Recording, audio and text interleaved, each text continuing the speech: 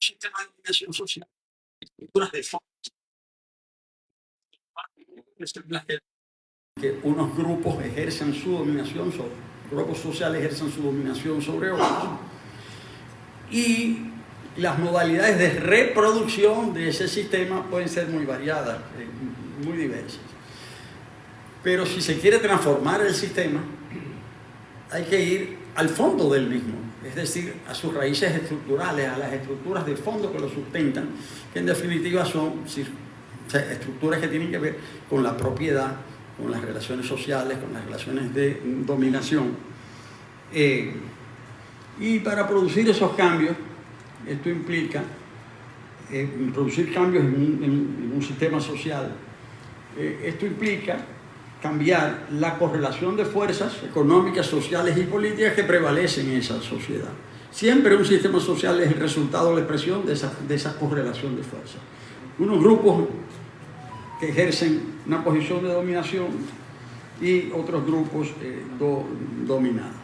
Pero resulta que las estructuras de dominación no son solamente estructuras económicas y sociales en tanto tales, son estructuras políticas y sobre todo son también estructuras ideológicas, son las formas de pensamiento. Los sistemas sociales no se reproducen solo en base a la fuerza, sino también en base al convencimiento. Y el consenso en la fuerza.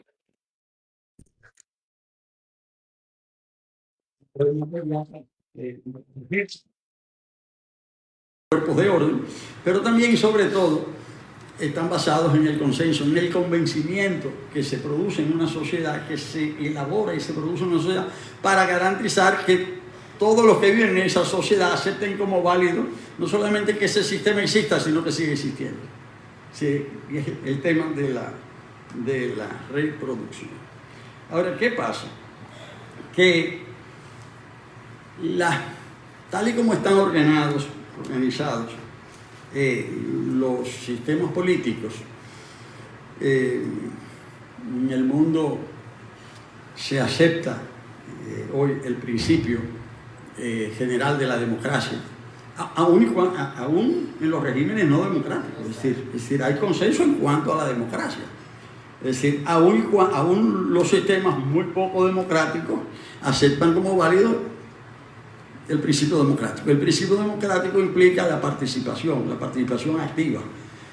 Y si la gente se desentiende de la política, si la gente no participa en la política, si la gente es apática, si la gente no se mete en la política porque ve en la política algo ajeno, algo extraño, algo que no le importa, algo que no le interesa, bueno, pues eso es un elemento básico para la reproducción de ese sistema político. Si la gente se desentiende de la política, es decir, la estructura de dominación pues no solamente se mantiene, sino que se reproduce. Entonces, el desapego político de la gente, el desapego de la gente de la política, el hecho de que la gente vea como normal el gobierno que está en ejercicio, sigue en ejercicio y que después venga otro y no le importa cuál sea el otro, pues todo ese desapego de las personas hacia los partidos, las instituciones públicas y hacia sus representantes, pues es algo que tiene mucha significación. Significa que el sistema se va a reproducir. Pero resulta que eso es lo que está sucediendo en muchos países del mundo. Eso es lo que está sucediendo en América Latina. Se está produciendo un desapego importante hacia la política. Y en la República Dominicana, yo me hago la pregunta, se la hago a todos ustedes, si eso está pasando en la República Dominicana también, si se está dando ese desapego, si se está dando ese desinterés de la gente por la política en sentido general. Y yo pienso que sí, yo entiendo que sí, bueno, que está sucediendo buena parte del mundo, está sucediendo en América Latina.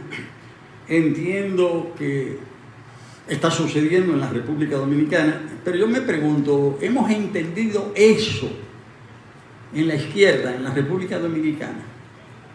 ¿Lo estamos entendiendo? Me temo que no lo estamos entendiendo muy bien. Y por eso es que es tan importante este simposio. O sea, para entender. En ese sentido, para hablar de eso, yo quisiera referirme a algunos puntos. Me voy a referir a 5 puntos. Me voy a referir, uno, el cascarón vacío, ese que yo mencioné, el primero. Segundo, a cómo se produce ese proceso de vaciamiento, es decir, cómo se llega al cascarón vacío. En tercer lugar, ¿qué implica ese vaciamiento para la izquierda, para las fuerzas revolucionarias, progresistas de izquierda? En cuarto lugar, ¿qué significa eso para la República Dominicana de hoy, partiendo de lo que ha sido la tradición de la República Dominicana y el papel de las fuerzas progresistas y revolucionarias con relación a la democracia? Y en quinto lugar,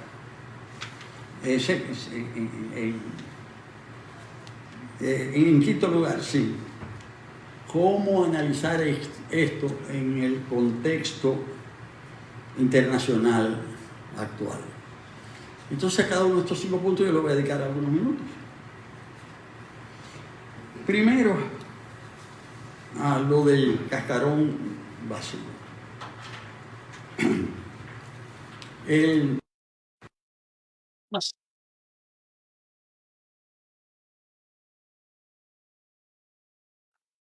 La República Dominicana ha ido aumentando la abstención.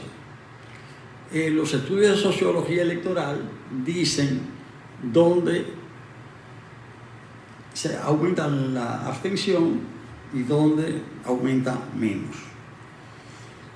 Sociológicamente, en la República Dominicana, la abstención es mayor a nivel urbano que a nivel rural. En las zonas rurales se vota más que en las zonas urbanas. Pero como el país es cada vez más urbano, también, pues, y en las zonas urbanas se vota menos, pues eso es uno de los elementos que incide. A nivel social, se observa que son las personas de un nivel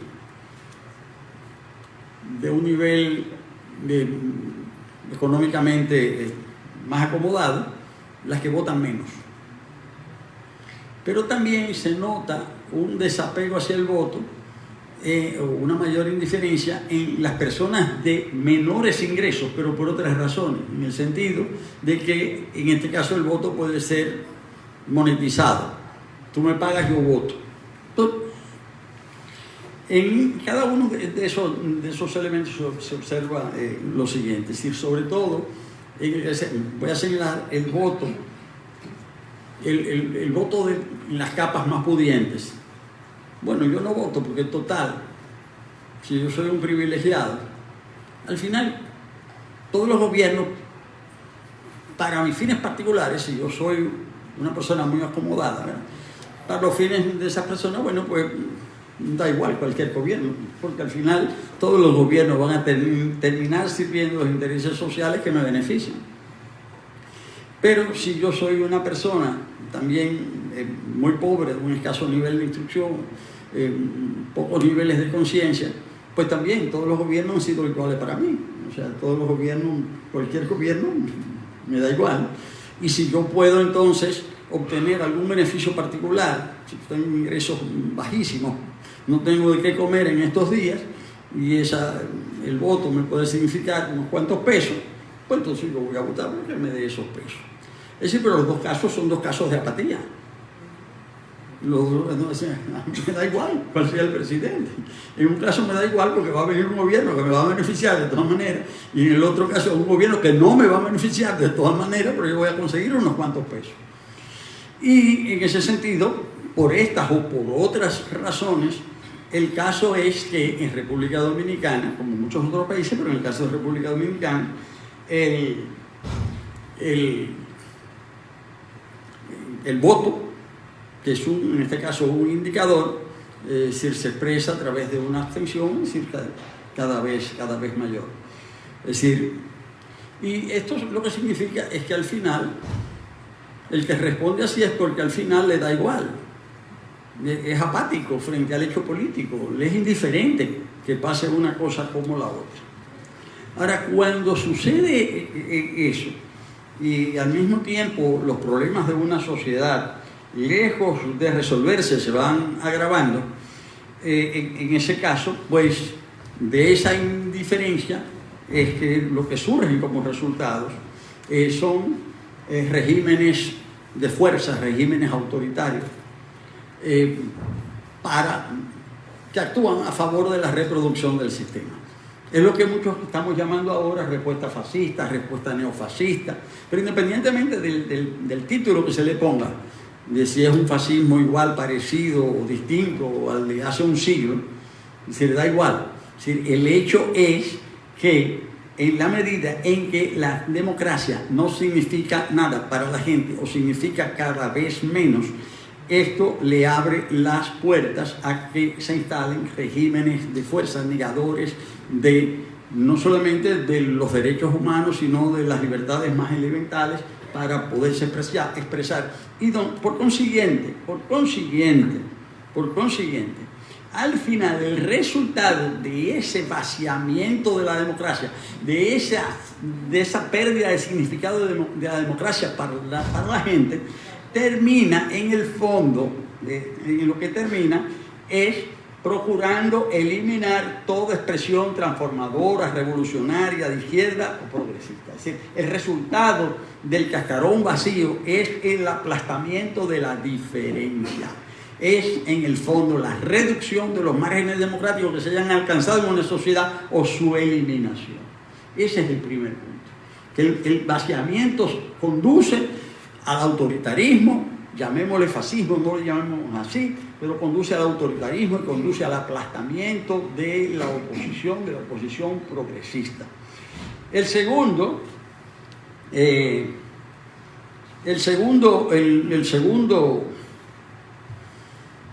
punto que yo quisiera destacar es que en una sociedad, y estoy pensando en el caso específico de la República Dominicana, si el crecimiento económico no repercute en la vida de la gente o no produce una mejoría que esté dentro del marco de las perspectivas que se han creado, porque las expectativas no son las mismas en todas las sociedades. Es decir, si en una sociedad en la que, ayer lo destacaba Elvin en su exposición anoche, en una sociedad en la que se vende que la sociedad tiene un crecimiento económico extraordinario, que tiene 50 años, y es verdad, en términos de indicadores, el Producto Interno Bruto de la República Dominicana se ha incrementado un 5% anual en promedio durante los últimos 60 años. Es un caso excepcional, pero eso conduce a muchas cosas. Es decir,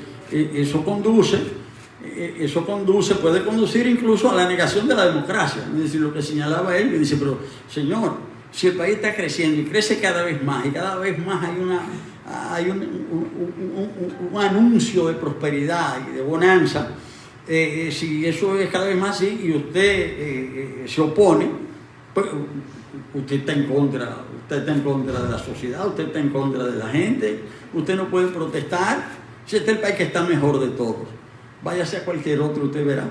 No sé si. Pero también sucede que esto tiene su otra cara. Y es la siguiente: pero si al cabo de 50 y 60 años de crecimiento yo no mejoro en función de lo que se me ha dicho, se me ha prometido, entonces realmente esto no vale la pena. Entonces, y esto es lo que conduce a la despolitización. Pero hay un elemento importante en esa despolitización, en ese desinterés o apatía por la política. Es decir, es el tema de que esto produce el convencimiento, y no solamente el convencimiento, sino la realidad misma de que esto es indiferente a quien está en el gobierno. O sea, no importa que sea un partido, que sea otro. Pero sobre todo, esto conduce a una igualación de los partidos a partir de sus elementos más negativos. Es decir, pero si todos los gobiernos son corruptos, si todos son corruptos, si todos son iguales, pues la política entonces realmente no vale la pena. Y eso no tiene remedio, porque pasan años, es decir, pasan décadas y es todo igual. Entonces, ahí esto de que todos son iguales nos conduce a que eso produzca rechazo.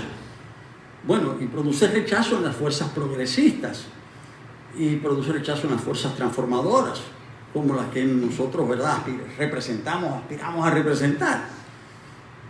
Pero produce rechazo también en otros sectores que van cogiendo fuerza y que son los sectores ya más derechistas, ultraderechistas. Entonces, la pregunta es ¿por qué, si todos son iguales y concitan rechazo, por qué esas fuerzas políticas tienden a aprender hoy más fácilmente que las fuerzas progresistas?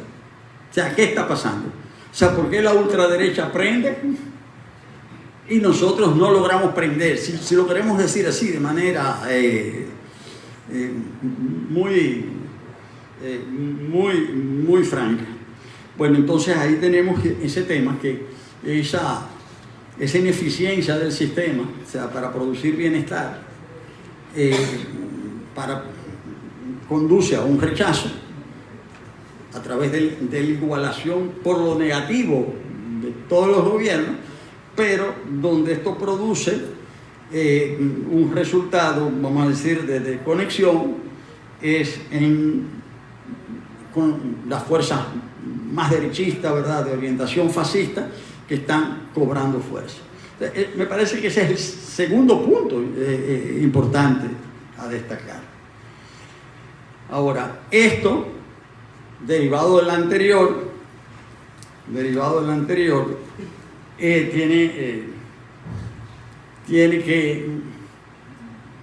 tenemos que analizarlo desde la perspectiva transformadora, desde la perspectiva progresista. No podemos ver las situaciones también de crisis actual que le permiten un crecimiento a estas fuerzas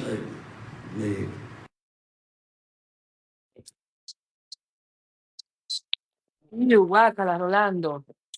Oye, Guácala, Rolando. pero no se ve nada, pero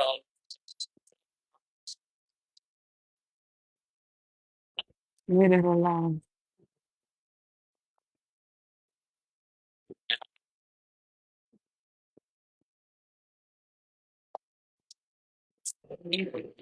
no le va de cuerpo. No, porque yo estoy da, Rolando. Da.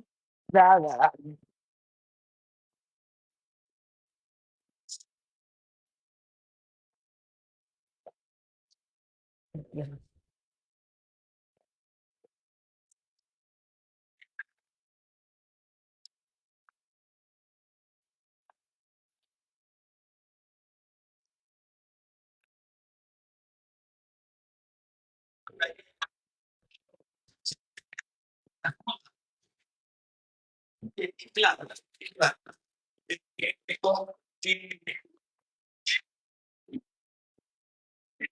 esa disputa, las fuerzas progresistas deben ser tienden a ser. Y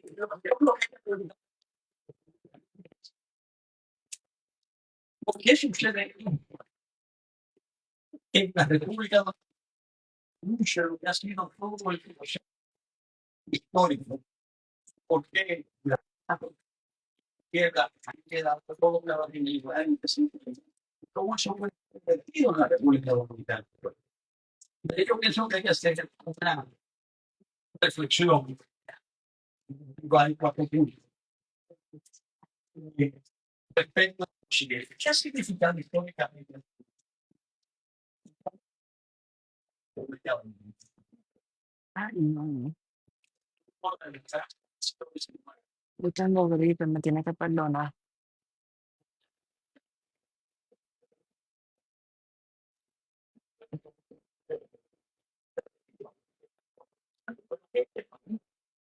Yo tengo gripe, usted me tiene que perdonar. Yo tengo gripe, usted me tiene que perdonar. De verdad.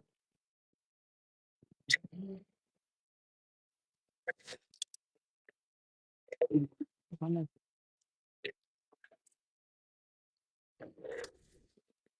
lo que yo creo que cuando llaman la atención, ya en el territorio la República Dominicana 100.000 personas. Y eso sí, que también hay pues ya, personas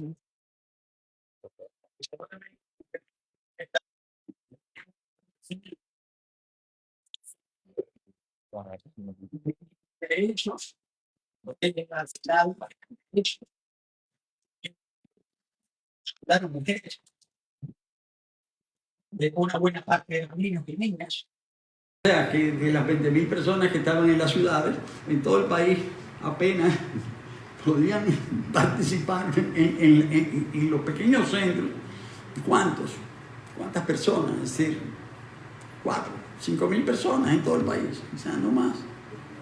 O sea, para que nos situemos.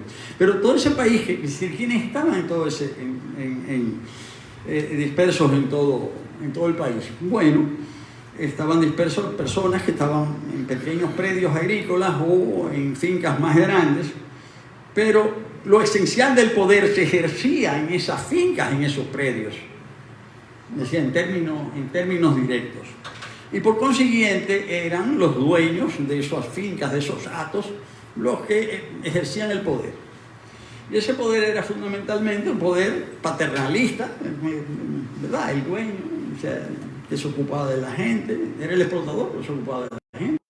Diferencia entre el gobierno de la finca y el gobierno del país. Era un sistema que ha sido calificado como patrimonialista, donde se confunde el patrimonio público con el patrimonio privado. Que el dueño de la finca sea el dueño del país, pues eso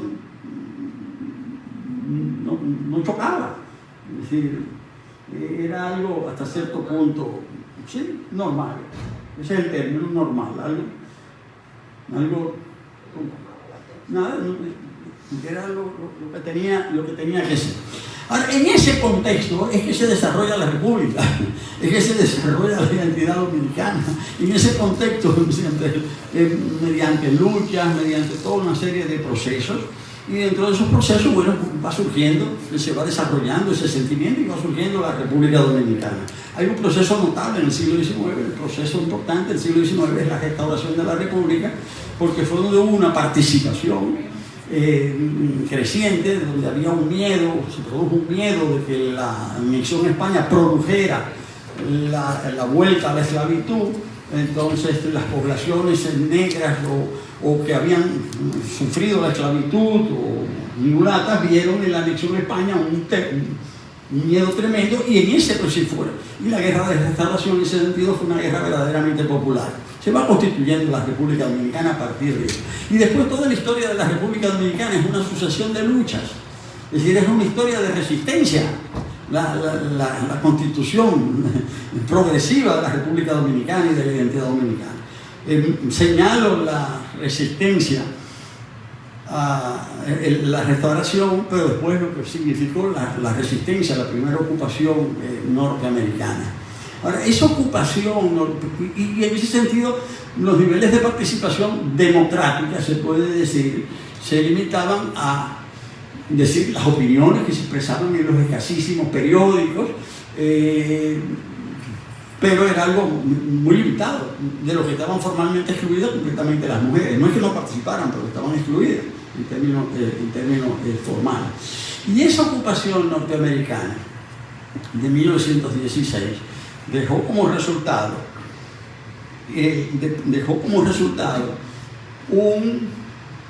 reordenó, si se quiere, el esquema de dominación social y política, sobre la base de la creación de un ejército. Y esa es la raíz de la cruel y larga dictadura de Trujillo. Y el resultado fue eso, es decir, la compactación de la sociedad en torno a las estructuras estatales y el ejército bajo el mando de Trujillo. Por consiguiente, a raíz de la muerte de Trujillo, es que se plantea realmente en la República Dominicana la posibilidad en términos institucionales de construir una democracia en ese momento. Pero ¿sobre qué base se plantea esa construcción democrática? Sobre la base del tejido social que existía. Trujillo y su familia son excluidos, pero las estructuras de dominación que se habían consolidado durante su régimen no solamente se mantienen, y es a partir de ese momento, en ese contexto, que comienza a construirse la institucionalidad democrática de la República Dominicana. Y esa institucionalidad democrática, que ha sido naturalmente un proceso de construcción, en ese proceso de construcción, esa democracia ha estado, es decir, muy marcada por sus limitaciones, por sus gravísimas limitaciones, pero sobre todo por su sello patrimonialista, paternalista y clientelar. Entonces, es una democracia muy particular, ¿verdad? Es decir, basada en una sociedad no solamente muy pobre, caracterizada por la pobreza, que se caracterizó por una opresión severa durante 30 años. Cuando digo patrimonialismo, porque esta idea de que el dueño de la finca es el dueño del país se acentuó durante la dictadura de Trujillo. El país fue la finca grande de Trujillo. Entonces, esa idea de que el que está en el gobierno se aprovecha del gobierno, el que está en el Estado se aprovecha del Estado, es un elemento que está muy enraizado en la sociedad dominicana. El dueño de la finca o dueño de la fábrica que se apoderó del poder pasa a ser dueño del poder y lo utiliza en su provecho. Entonces ahí hay un elemento consustancial que está en la raíz de la corrupción. O sea, que está en la raíz de la corrupción. Es decir, es más, está, yo diría, hasta normalizado. Es decir, no, sencillamente yo no robo, yo me aprovecho. O sea, me tocó a mí, me corresponde. Hay una tendencia a ver esto como normal, como natural. Incluso, ustedes saben lo que pasa, es decir, una gente que pasa por el gobierno, lo voy a decir muy en dominicano, y no se enriqueció, es un pendejo. Ahora, ¿qué significa eso? Es que eso no es normal. Lo que es normal es que la gente se aproveche. Y esa es la idea de la concepción patrimonial. Usted está en el gobierno es suyo, usted hace lo que usted quiera con eso. Y eso está conectado con el paternalismo. Y la mayor expresión fue la dictadura que se produjo después de Trujillo, la dictadura de Balaguer, que era una dictadura de sello paternalista. Es decir, era una persona que después de todo lo que le había pasado al país, el destino le había encargado de organizar este asunto. Y fue un sello ideológico distintivo. Ahora, todo eso conectado con el otro elemento, con el clientelismo. Y la política dominicana es medularmente clientelista, pero partiendo de esos mismos elementos. Sí, los que están en el gobierno son los dueños del gobierno, lo utilizan, pero lo utilizan también para procurar apoyo. Es decir, en todo esto hay una articulación. Se puede entender entonces que, bueno, pero aún así, ese proceso hizo crisis, se produjo una segunda intervención militar norteamericana, y esa segunda intervención militar norteamericana produjo los mismos efectos en un contexto histórico distinto que la primera, o sea, porque permitió restablecer el esquema de dominación. O sea, permitió restablecer. Y eso es un modelo que, como toda forma de dominación, articula coerción y consenso, la fuerza y también el convencimiento. Claro, la fuerza con niveles de represión muy acentuados en determinados momentos, o sea, como en el periodo de los 12 años, y sobre todo durante todos los 12 años, pero particularmente en los primeros 6 o 7, y después ya había habido una represión tal que ya en la dosificación se requería menos represión. Pero el modelo de dominación, el modelo de reproducción de ese modelo de dominación estuvo basado fundamentalmente en un modelo de crecimiento, si lo decimos en un lenguaje técnico, el lenguaje de la Comisión Económica para América Latina de Naciones Unidas, la CEPAL, fue un modelo de crecimiento sin equidad. En realidad fue un modelo de crecimiento con desigualdad social, y que significó también mucho sufrimiento para la gente y también para los recursos naturales de la República Dominicana. Cierto, la República Dominicana ha crecido mucho en los últimos 60 años en detrimento de su gente y en detrimento de la naturaleza. Un modelo basado en la concentración extrema de la propiedad, concentración de capital, concentración de los ingresos. Entonces, la reproducción del modelo, la reproducción del sistema ha significado también la reproducción de la pobreza y la reproducción de la desigualdad. En ese contexto es que se ha desarrollado la llamada democracia dominicana. O sea, en un contexto de represión política, de represión social, y que sin embargo esa capacidad de resistencia del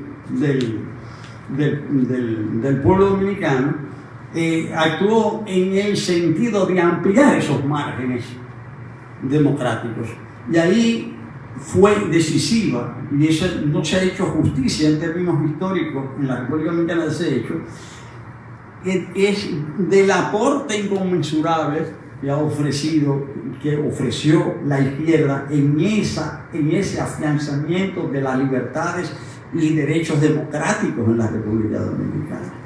Es decir, la cuota más alta en la construcción de la democracia dominicana hoy lo ha pagado la izquierda dominicana. Cuando digo la izquierda dominicana, sus hombres, sus mujeres, con sus muertos, con sus encarcelados, con sus exiliados.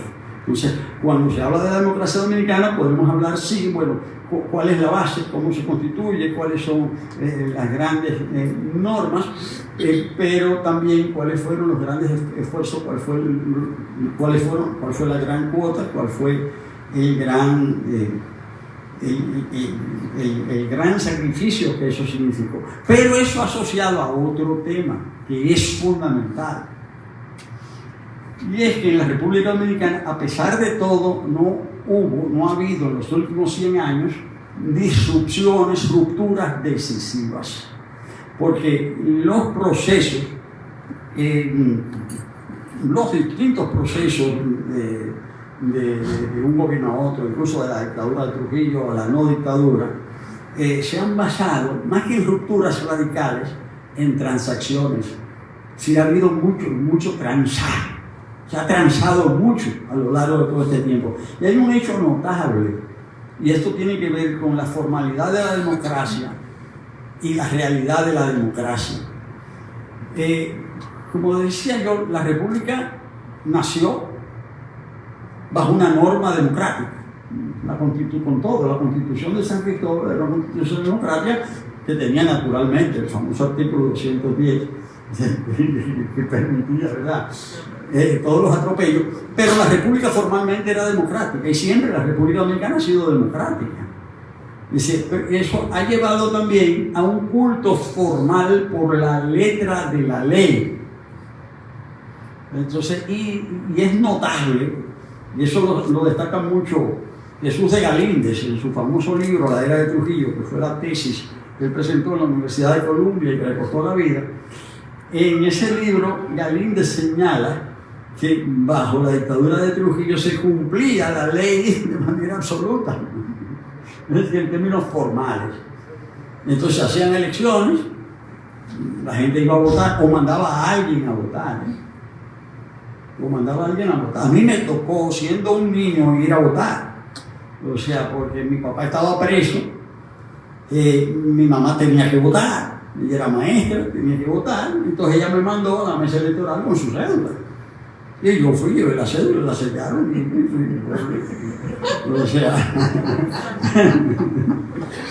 O sea, pero se cumplía la formalidad, ¿verdad? O sea, yo tenía, ¿qué edad tendría yo? Yo tenía 14 años. Yo voté en las elecciones de 1960, unas elecciones extraordinarias que organizó Trujillo para hacerse elegir en ese momento como gobernador de Santiago mediante elecciones. Y lo eligieron por un partido que no era el Partido Dominicano. Perfecto. Todas las formalidades se cumplían.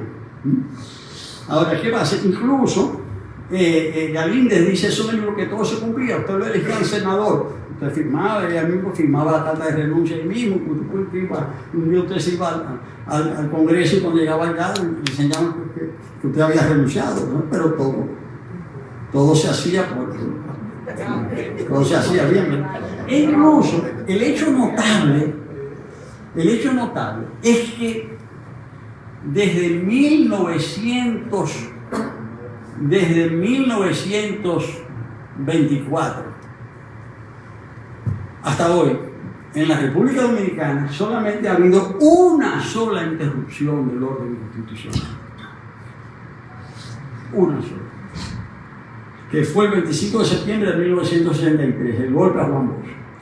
Pero la instauración de la dictadura de Trujillo se hizo por la Constitución. Y la salida de la dictadura de Trujillo también. O sea, porque en 1930 Trujillo da un golpe de Estado, pero él toma el control, el movimiento cívico del 23 de enero, así lo llaman, él toma el control, pero se organizan las elecciones igual. Y Trujillo es candidato y todo. Lo único, lo eligen el 16 de mayo, pero ellos deciden no esperar el 16 de agosto para tomar posesión, sino que asumen de una vez. Y después despacha al vicepresidente.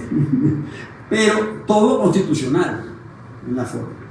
Y a la caída de la dictadura de Trujillo, la instauración del Consejo de Estado se hace mediante una convocatoria de las cámaras legislativas trujillistas que votan una reforma constitucional, que crean el Consejo de Estado. Mediante la Constitución le dan al Consejo de Estado poderes legislativos y ejecutivos, y todo constitucional.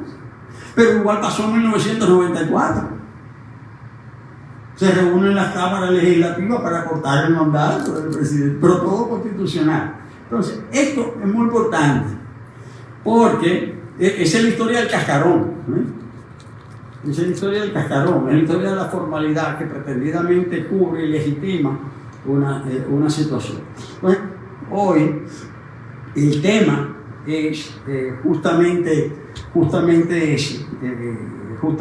En el caso de, y ahí voy, insisto en lo de la izquierda, tiene mucho que ver, yo creo, lo que pasa, la relación izquierda y democracia en la República Dominicana. ¿Y por qué tiene mucho que ver?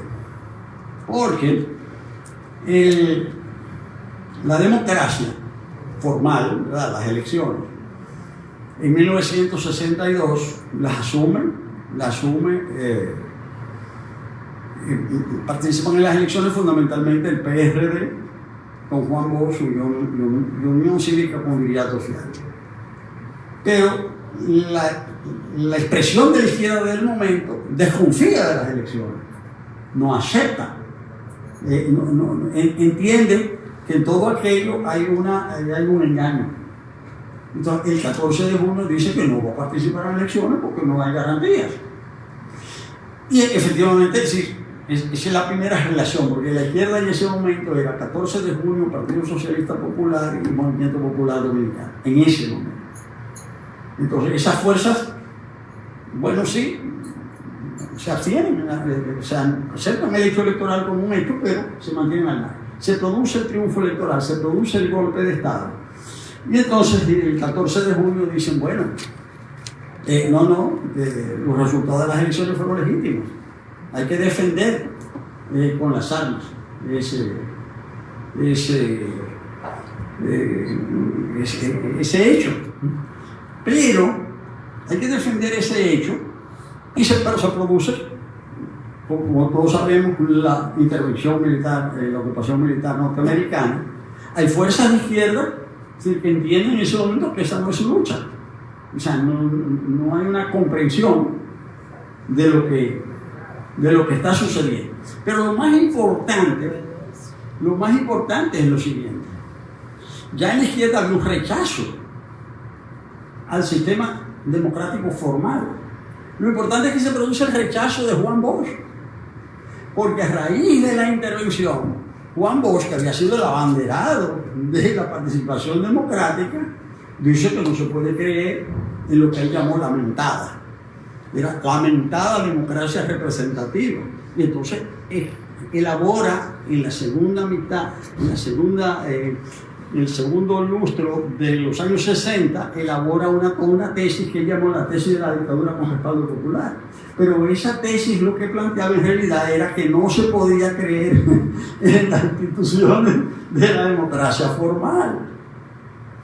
Entonces, eso marcó la República Dominicana, a diferencia de muchos otros países, donde las izquierdas fueron asumiendo el hecho democrático como un hecho consustancial, que podía ser consustancial a ella y que las izquierdas podían participar. Y el debate que se da en Brasil bajo la dictadura militar es muy importante, donde se produce toda una lucha para restaurar la democracia, mientras que en la República Dominicana no pasa eso. En la República Dominicana no pasa eso. Incluso cuando se produce la ruptura del PRD, todavía el Peña Gómez como PRD plantea, sí, hay que asumir las instituciones de la democracia representativa, pero Bosch y la izquierda no. Por eso el Partido Comunista Dominicano, el PSD, es condenado en 1978 por todo el resto de la izquierda por haber recibido una legalización privilegiada de parte del gobierno del presidente Balaguer. Lo que yo quiero decir con esto cierro ese ciclo de la izquierda, es que a la izquierda dominicana le costó mucho, le ha costado mucho, históricamente hablando, entender la importancia de la institucionalidad democrática, incluso como garantía y posibilidad de su propio desarrollo, y de que esta pueda ser, que la democracia pueda servir como vehículo. Entonces yo pienso que, aunque no se diga abiertamente, todo eso está muy presente, pero eso llevó a otra cosa. Como la izquierda misma, las fuerzas de izquierda se cerraron mucho a esa participación, eso hizo que fuerzas de izquierda, entonces,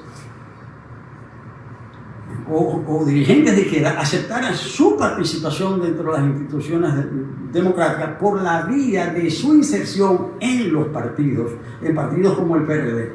Eso fue significativo en los años de gobierno del presidente Antonio Guzmán, donde fundamentalmente fuerzas provenientes del MPD pasan a colaborar con el gobierno y que pasan a convertirse en dirigentes del PRD. Pero eso sigue pasando después, y pasa en los 90. Es decir, y pasa con el PLD también. Es decir, que muchos militantes, fuerzas y militantes de izquierda, es decir, frente a la misma cerrazón de las fuerzas de izquierda, frente a la participación institucional democrática, terminan optando por participar vía el PRD o vía el PLD. Entonces, en gran medida también la disminución del peso relativo de la izquierda en la influencia política en el país tiene que ver con eso, a pesar de haber sido la izquierda la que hizo los aportes más importantes para el desarrollo y consolidación del sistema democrático en la República Dominicana. Una paradoja. Dos palabras para concluir. Esto hay que colocarlo en el contexto del auge de la extrema derecha a escala mundial, y hay que colocarlo dentro del marco de la presidencia de Trump. Y no la presidencia de Trump, no Trump, lo que significa Trump y lo que expresa Trump, porque Trump es la expresión de una realidad y de un movimiento que está trayendo consigo la transformación, a mi entender, más importante que han sufrido los Estados Unidos después del fin de la Guerra Civil. Después del fin de la guerra civil, con la abolición de la esclavitud, se abren los Estados Unidos de manera masiva a la inmigración, es el auge, están los grandes descubrimientos también, está el petróleo, en fin, está todo el auge industrial, está la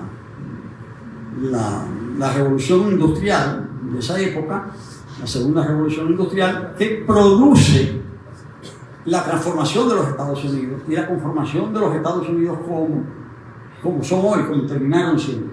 Pero hoy eso que fueron los Estados Unidos está siendo puesto en entredicho por una ola de fondo, por un mar de fondo, que está poniendo en entredicho incluso el sistema democrático de los Estados Unidos, ese equilibrio de fuerza, ese equilibrio de poder. Porque lo que significa no Trump, sino el movimiento que sustenta a Trump, es que los Estados Unidos están pasando a ser otros. Las correlaciones de fuerzas internas de los Estados Unidos están cambiando, pero eso está trayendo consecuencias a nivel del planeta, de todo el mundo. Nosotros no somos ajenos a eso. Y ahí es donde nosotros estamos insertos. Cómo eso también refuerza un pensamiento ultraconservador a escala del mundo, basado más que en el reconocimiento del otro y en la democracia, está basado en ideas de superioridad, está basado en ideas de supremacismo de unos grupos sobre otros, es el supremacismo blanco, la exaltación del odio, y yo pienso que en ese contexto es que nosotros estamos. Yo creo que estos pueden ser elementos, yo creo que son elementos que debemos tenerlos en consideración. Muchísimas gracias.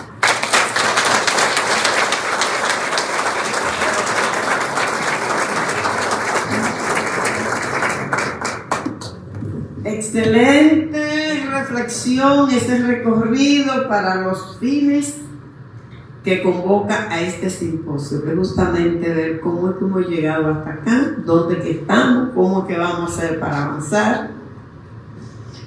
Y esta exposición tan didáctica de Max ayuda a ese propósito. Así que muchísimas gracias. Se ha integrado María Fernanda, que ya indicábamos que va a tener también una exposición esta mañana respecto de este tema. Gracias por estar aquí, por decir que sí, como siempre. José Horacio Rodríguez, presidente de Opción Democrática, que será nuestro siguiente orador. Queremos saludar también la presencia de la alcaldesa de La Vega, que está aquí, como yo soy de allá.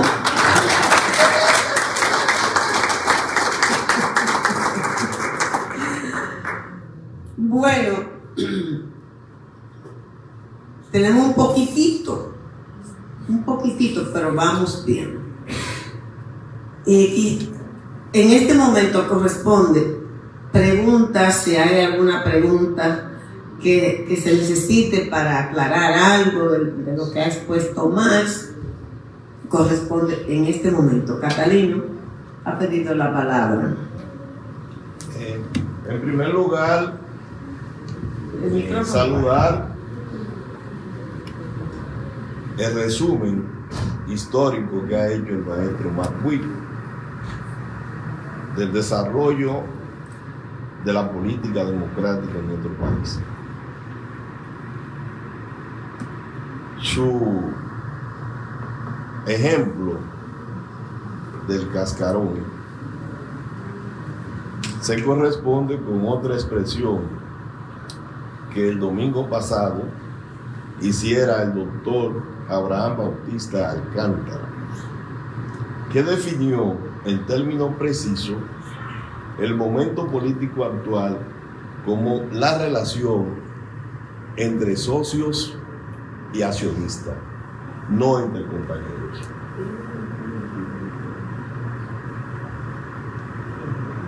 Y ahora lo que corresponde es que nos preguntemos en esta autorreflexión que hacemos si hemos hecho lo necesario, si hemos hecho lo suficiente como posición progresista de izquierda, democrática, para que el alto costo que ha tenido la construcción de lo que tenemos de democracia dominicana no haya alcanzado los niveles que otros países han logrado alcanzar. Esa es la pregunta que tenemos que responder nosotros. Porque a diferencia de otros, República Dominicana tiene el mérito de enseñar a otros revolucionarios que han logrado éxito en Bolivia, en Venezuela, en Perú, en Panamá. Y nosotros tenemos que dar el ejemplo. Porque no basta con pintar bien la paloma si no se le pone el pico y esta no come. Digo el poeta. Entonces yo quiero que nos pongamos claro, y con esto termino la precisión. El doctor José Francisco Peña Gómez hizo un gran aporte a la construcción democrática cuando fue capaz de construir los más grandes acuerdos políticos integrados dentro de la democracia.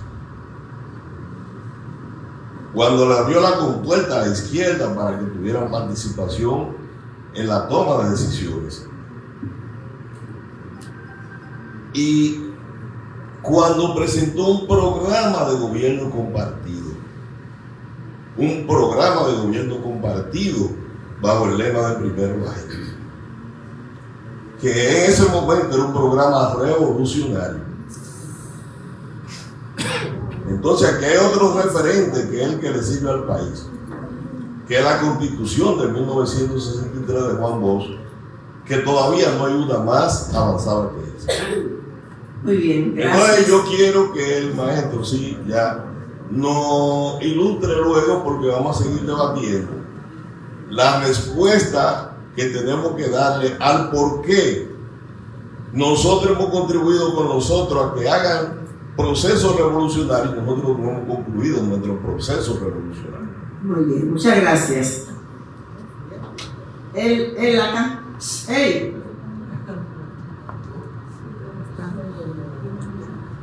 Y luego Luis Salazar. Buenos días. La pregunta no es para el doctor Puig, sino para nosotros en sentido general. Nosotros, en Alianza País, hemos dado la suela en el municipio, en labores políticas, en los barrios, en los callejones, en los parajes. Y esa pregunta que dijo el doctor Puig en su exposición, ¿cómo es que nosotros tenemos que aprender con el pueblo? Porque tienen maestría. El pueblo, los barrios tienen maestría en clientelismo y en corrupción. Entonces, ¿cómo que nosotros aprendemos? O tenemos que aprender con el pueblo dominicano. ¿Es cuánto? Muy bien, muchas gracias. Luis Salazar. Buenos días, compañeras y compañeros. Tenemos que hacer 200 eventos de este tipo. Mínimo, para enfocarnos en este tipo de problemas. Miren, en relación a lo que decía Max hoy, pero también a lo que decía Calcaño ayer.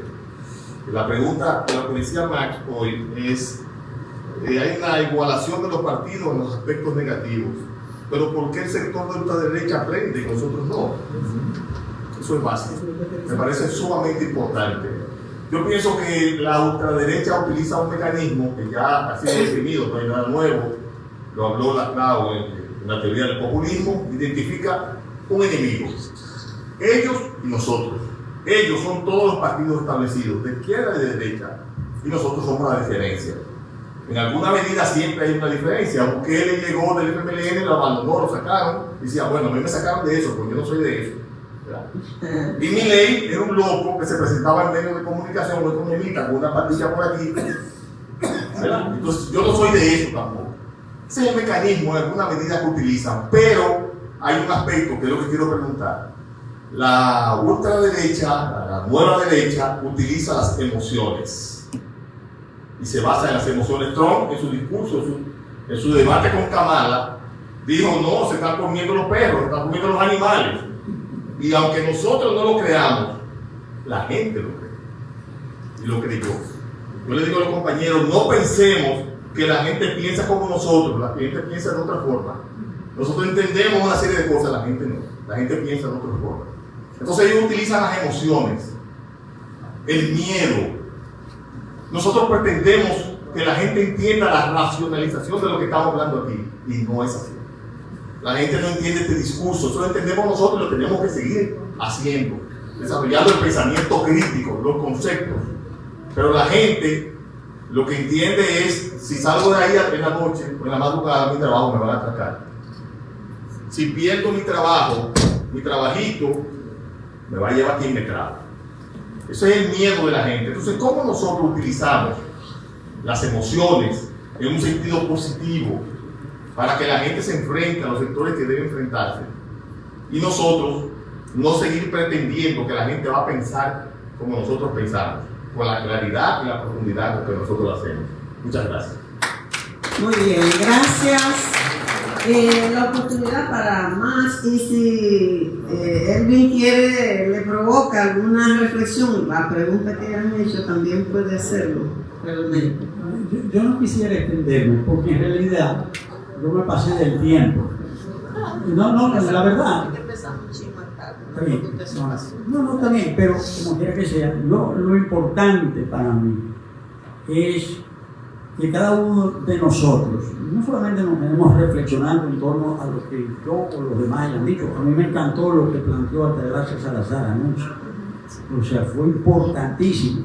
Pues yo lo que pienso que todo lo que se diga aquí, no solamente los expositores, lo que se exprese públicamente y también lo que se exprese en las conversaciones acá, se traduzca en acciones de nuevo tipo. Cuando digo acciones de nuevo tipo, es que esto se pueda seguir trabajando, pero no trabajando en un sentido, vamos a decir, académico. Esto no es una universidad en el sentido clásico, sino en el sentido de pensar en todo esto y ir sacando conclusiones que nos permitan actuar, y que las conclusiones, aunque aparentemente no sean cosas del otro mundo, que sean las grandes ideas, pero que sí sean decisiones que conduzcan a decisiones de orden práctico, que nos permitan no solamente a nosotros ver más claro y acercarnos más, sino que mucha más gente vea las cosas más claras y también se pueda compactar para producir transformaciones que son absolutamente necesarias en la República Dominicana. Porque, ahí voy, cada cierto tiempo, por múltiples razones, se producen momentos de crisis. Y aquí hubo un momento de crisis importante en el año 2020, en el sentido de que esa crisis condujo a la superación de los gobiernos del PLD y se abrió un nuevo compás aquí a partir del año 2020. Aquí se van a seguir produciendo crisis, y lo que está pasando a nivel del mundo entero y los efectos de lo que está pasando en los Estados Unidos, en América Latina y en República Dominicana, nos van a llevar a nosotros a situaciones absolutamente novedosas en las que vamos a tener que responder. Entonces, mejor que pensemos en todo eso ahora y empecemos a dar los pasos que haya que dar, porque el día menos pensado nosotros nos vamos a ver enfrentados a situaciones en las cuales a lo mejor no habíamos pensado. Por eso que yo creo, por eso dije al inicio que esto era importante y me paro aquí. Gracias. ¿Quieres decir algo?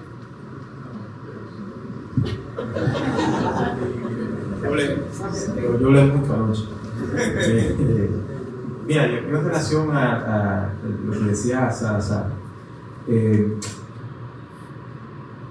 la izquierda dominicana y la izquierda progresismo, de igual manera que la izquierda progresismo en cualquier país del mundo y de América Latina, tiene que saber insertarse en las principales plataformas constructoras de sentido común del tiempo de hoy, que son los espacios digitales.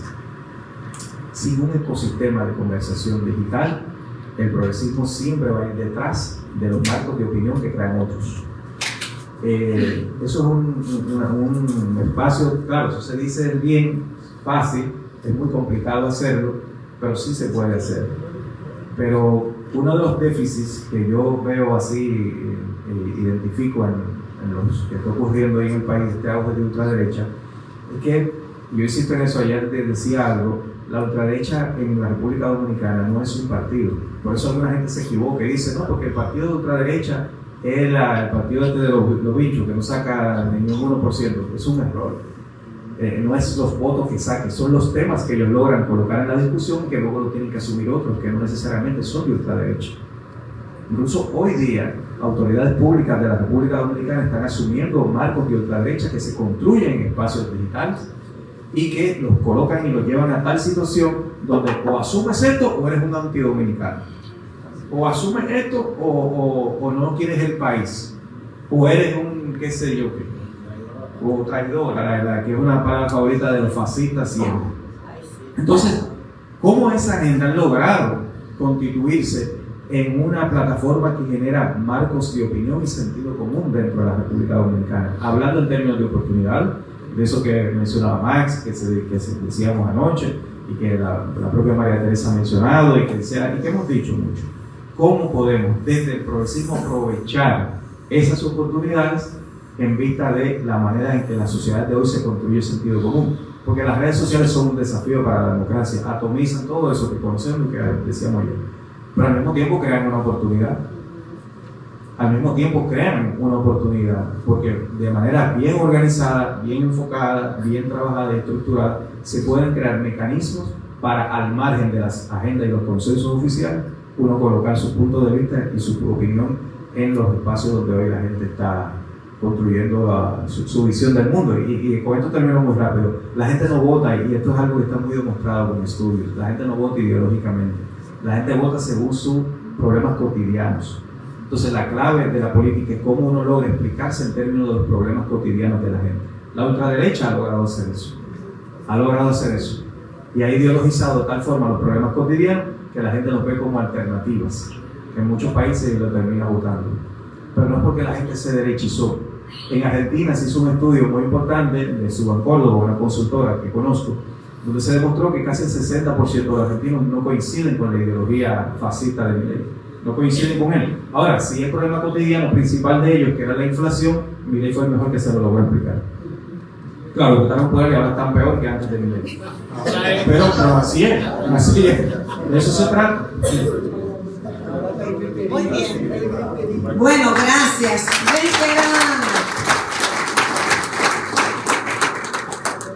Saludo al dirigente de la FAPROUAS, que está aquí, el señor profesor Apolinar, el pasado presidente de FAPROUAS, que se acaba de integrar, el maestro Efraín Javier, que bueno, y también quiero saludar la presencia de Patricia, una estudiante de la universidad, mi alumna querida, que ha venido para estar compartiendo también estas reflexiones. Es el momento de presentar a José Horacio, que es el siguiente orador de esta mañana. Él ha enviado una cápsula que quiere que colocarla para entrar. Tengan el tiempo, por favor. José Horacio es el presidente de Opción Democrática, como dijimos ahorita. Fue diputado en la gestión, en el periodo pasado, al Congreso, un diputado que conocimos por sus luchas, por su defensa de proyectos, de iniciativas de ley que respondieran a demandas y a los intereses de los sectores populares, y su participación por el Congreso hizo que mucha gente le conociera, además de que un joven de una trayectoria, digamos, familiar, comprometido con la causa de la democracia, del bienestar material y espiritual del pueblo dominicano. Entonces, él va a compartirnos su mirada respecto de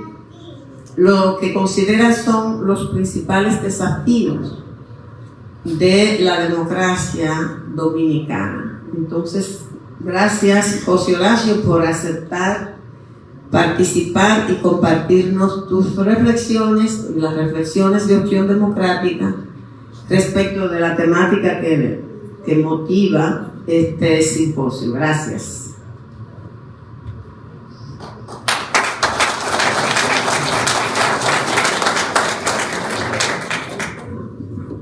Muy buenos días todavía, compañeros y compañeras. Es un gran gusto y saludo este oportuno y necesario espacio de reflexión que ustedes han convocado.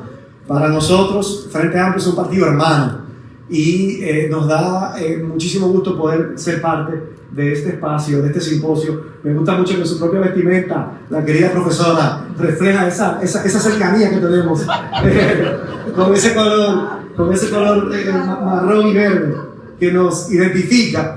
Y qué difícil, debo advertir, pararme aquí luego de un expositor de la talla de Max Puig. La verdad que uno queda maravillado, aprende tanto, y es un doble desafío tener que tocarme luego de haber ocupado este podio. Yo quise comenzar con una brevísima cápsula grabada en los años 90 por mi papá y por mi tío, justamente para reflexionar sobre estos temas y que sirva de punto de partida de estas humildes reflexiones. Así que si lo pueden poner.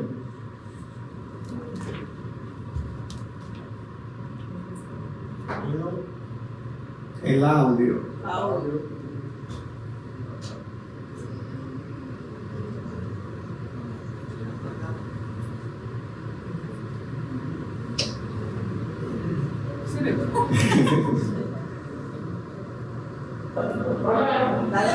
Dale al inicio, sí, para que comience. Escuela Jiménez Moya, que se vea ahí. Ahí se está oyendo.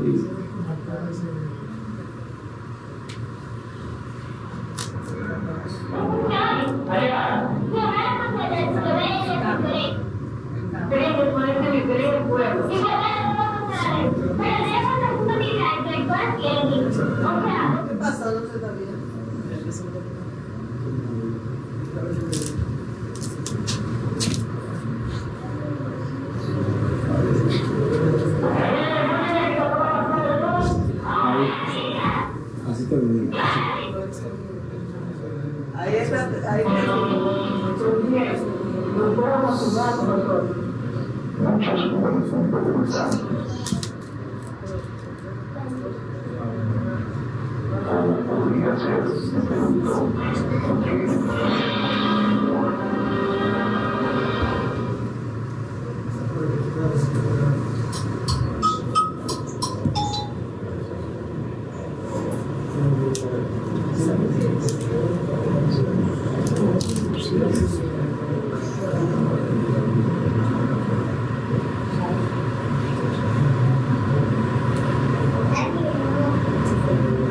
No se puede escribir.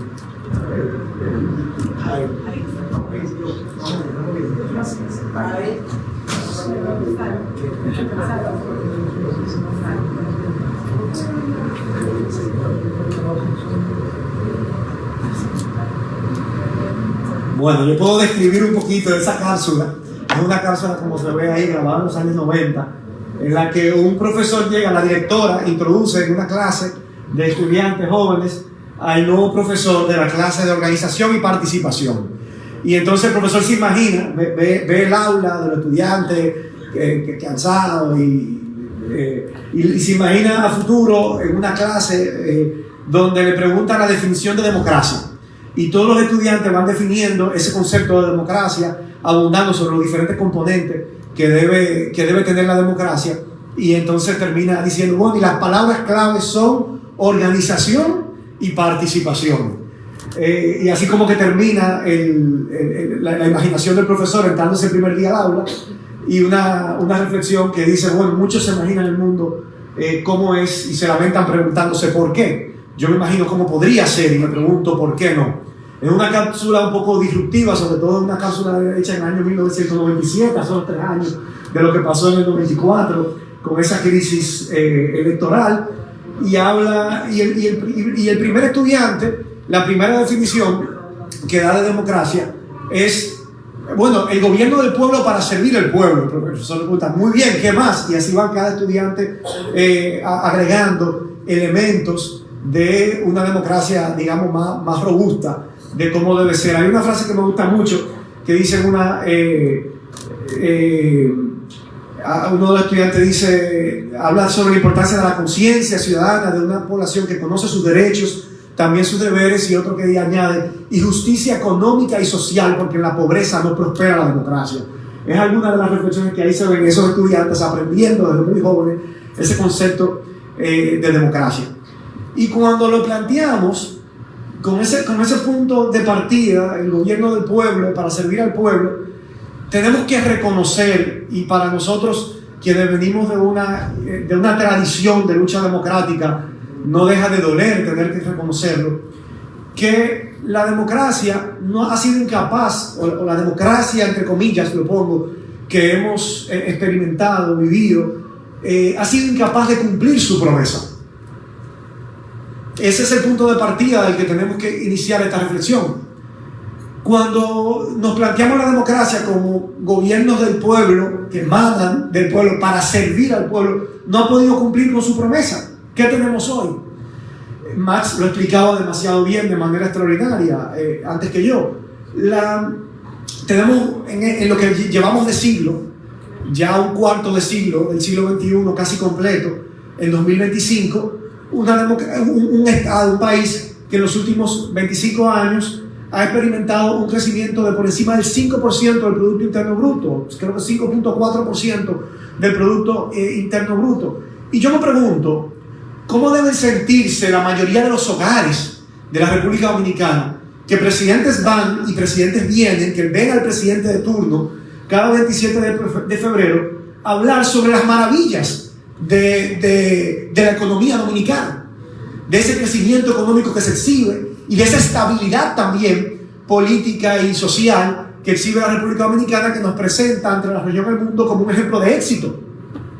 Pero detrás de ese ejemplo de éxito, esa familia promedio dominicana que siente que no le ha tocado, que no ha vivido ese éxito, esa prosperidad económica, el relato dominante le vende la idea de que o ha tenido mala suerte o no se ha fajado lo suficiente.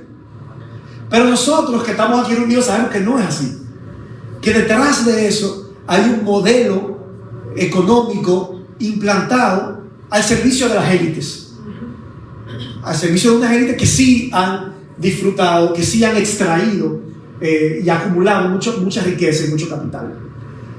Entonces nosotros el reto y el desafío que tenemos es ser capaces de explicar qué hay detrás de ese modelo.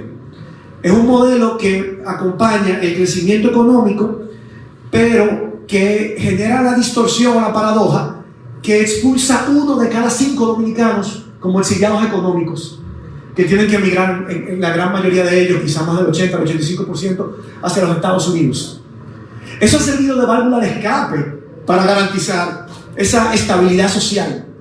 Pero no solamente el hecho de esa fuga de dominicanos exiliados económicos, sino también los que desde fuera aportan 10.000, 11.000 millones de dólares anuales que van directo al bolsillo de los dominicanos y que subsidia ese fracaso realmente económico, o sea, ese fracaso de un modelo que genera y produce desigualdad. Y lo pongo en los siguientes términos: estamos en los principales índices de crecimiento económico de América Latina, pero estamos en los indicadores más bajos de bienestar social. Comenzando por los salarios. Tenemos salarios de miseria en la República Dominicana. Al 2023, el salario promedio de República Dominicana rondaba los 24.000 pesos. La canasta básica familiar promedio los 44,000 pesos. En el 2023 ya estamos llegando a los 46,000 pesos mensuales.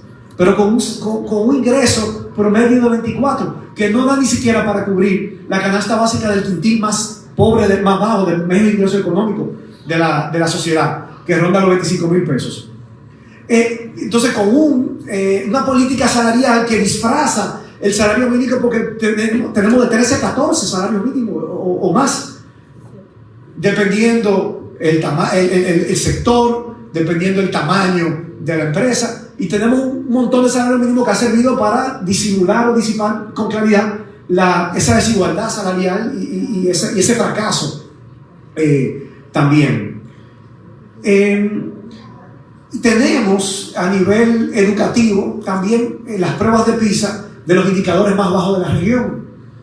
A nivel de salud, superamos el promedio de América Latina, lamentablemente, cifras dolorosas, en mortalidad materna, en mortalidad infantil, en embarazo en adolescentes. Entonces, de nuevo, que tenemos también muy por debajo del promedio de América Latina la inversión social que hace el Estado para poder garantizar bienestar social. Mientras el promedio de América Latina, de países de América Latina, tienen una inversión social equivalente al 14% de sus productos internos brutos, República Dominicana ronda el 9%.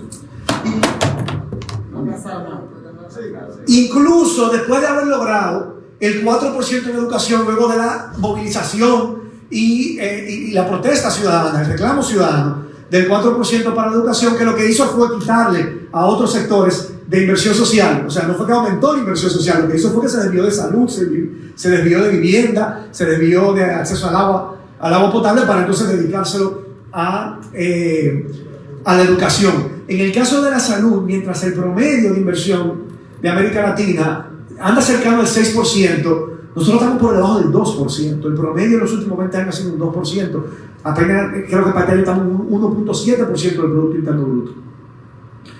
Entonces, la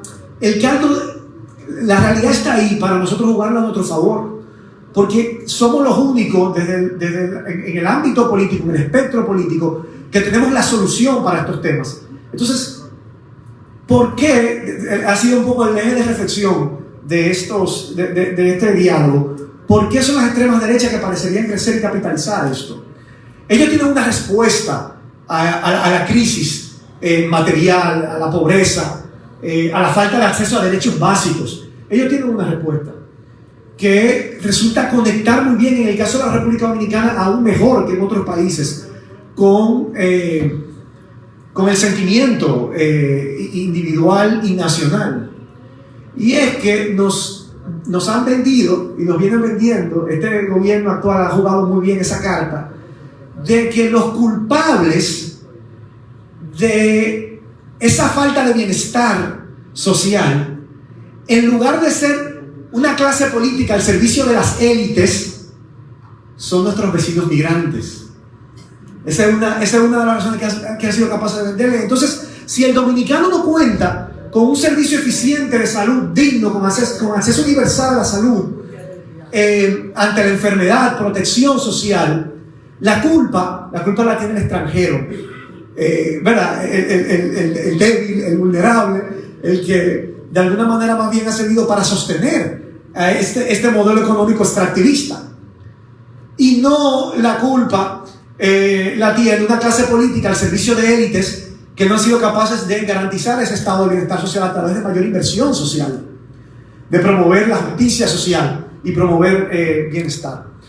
Y uno de los nudos que nosotros identificamos que han impedido lograr eso está atado y directamente vinculado al sistema tributario de nuestro país. Porque tenemos un sistema tributario, y cuando lo comparamos con América Latina, se ve muy, en el resto de América Latina se ve muy en evidencia. Para el Estado poder abastecer, suplir esa necesidad de bienestar social, necesita recursos.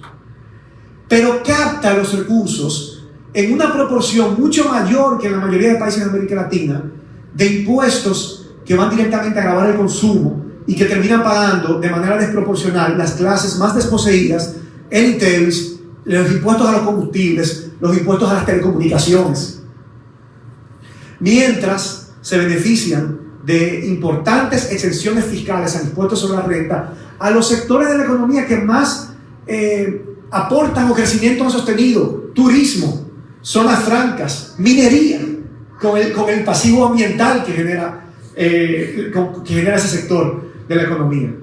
Entonces, eso produce los resultados del informe de la CEPAL en su panorama del 2022. Más hablaba un poquito de eso, pero quiero ponerlo en cifras más crudas.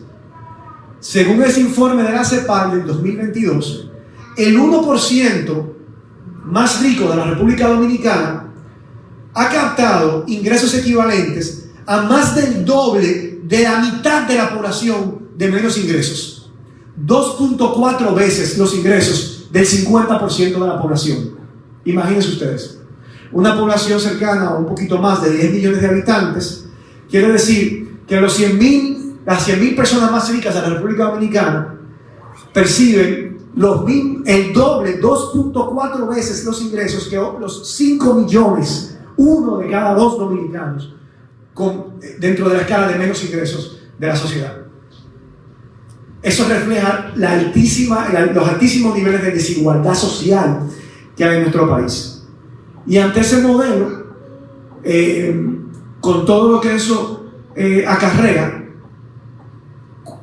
¿cuál es el sentimiento? Si esto es en democracia, bueno, pues entonces no estamos quizás seguros de querer democracia.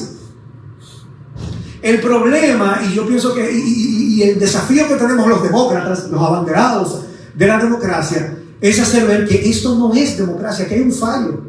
Nunca hemos tenido todavía democracia. No, hemos tenido intentos fallidos, y el ejemplo del 63 lo demostraba muy bien. Hemos tenido intentos fallidos, pero mientras sigamos teniendo gobierno al servicio de élites económicas, no hay democracia real. Y a nosotros obviamente nos preocupa la tendencia regional y en la cual para la República Dominicana es muy fértil, de ver a las poblaciones seducidas por proyectos de corte autoritario, que recortan derechos civiles y políticos. Y ya no lo estamos viendo solamente en países como El Salvador, centroamericanos, lo estamos viendo incluso en los propios Estados Unidos, que por lo menos a nivel interno de sus fronteras sí había logrado garantizar en la formalidad las instituciones democráticas, que también están en crisis por estas mismas razones. Por eso uno ve exponentes en los Estados Unidos como el senador de Vermont, Bernie Sanders, o la representante de Nueva York, Alexandria Ocasio-Cortez, que están poniendo esto sobre la mesa, porque allá también, por las mismas razones que aquí, está en crisis la democracia. Y hay el sentimiento de atraerse hacia proyectos autoritarios como lo encarna Donald Trump, que acusa o culpa o vende el relato de que el culpable de esa desigualdad, de esa pobreza material, de esa incapacidad de tener garantizado como derechos básicos la salud, una buena educación, un acceso a la vivienda, los culpables son los migrantes. O los culpables son las diversidades sexuales, también han usado ese discurso, que son una minoría y que nada tienen que ver con este modelo al servicio de élites económicas insaciables. Nosotros ante eso se nos presenta un gran desafío, porque creemos como buenos demócratas en que tenemos que salir a persuadir, a convencer, a construir otro relato, un relato alternativo al de las derechas.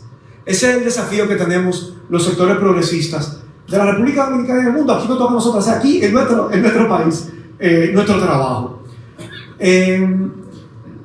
Y yo creo que está clarísimo que los sectores de extrema derecha serán incapaces de poder cambiar esta realidad que estamos describiendo.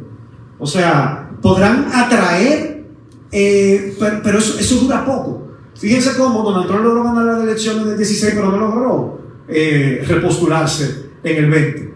Vuelve en el 24 y en este momento tiene los índices de popularidad más bajos que ha tenido cualquiera de sus antecesores en tan poco periodo de gobierno.